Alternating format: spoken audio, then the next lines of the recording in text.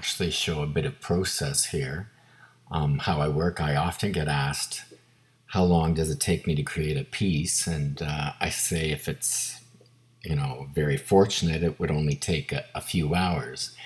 But sometimes it's much longer than that. And in this case, with this piece, I actually reworked an old piece. I wasn't quite happy with it, and I've developed some new techniques since then.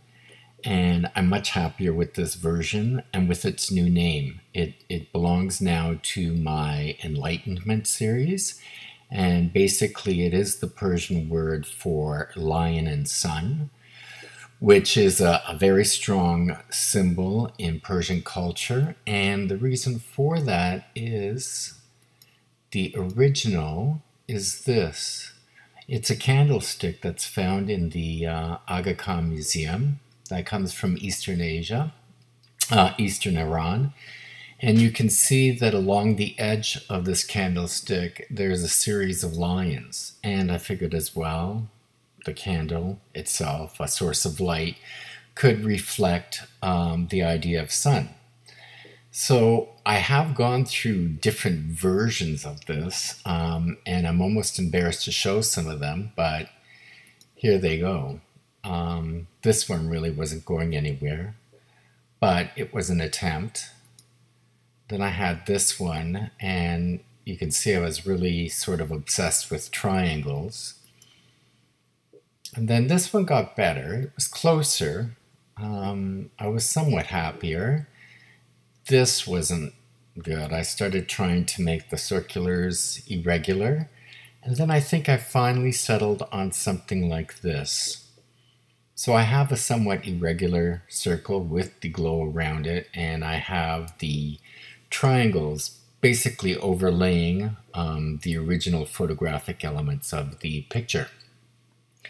But in the end, I think this version here is much more in line. So with the idea of introducing a hexagon, six-sided figure, I still get to have my triangles. You can see that where the hexagons intersect, those are technically triangles.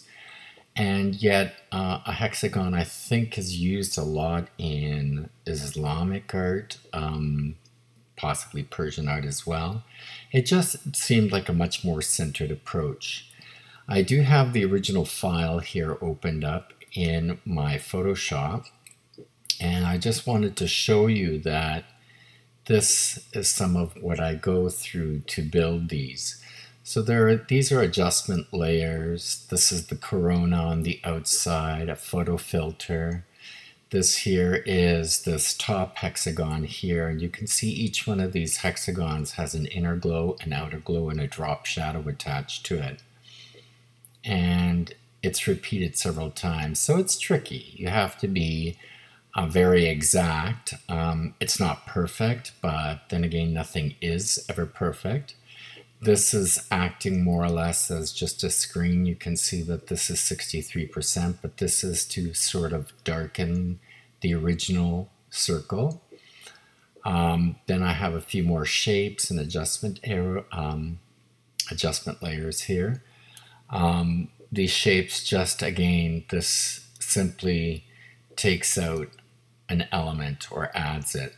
So there is this inner glow, outer glow on this multi-faceted shape here, which was a result of taking a hexagon and then superimposing it at 30 degrees.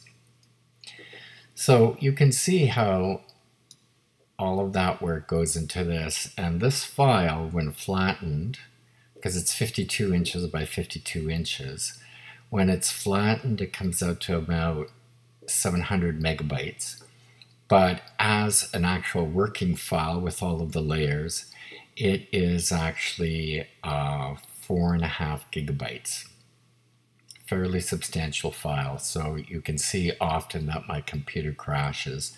I often have to reboot and work with a clean slate and try and free up as much RAM as possible, because I also have Lightroom open at the same time. Thank you for your attention, and I hope this was of interest to you. Bye now.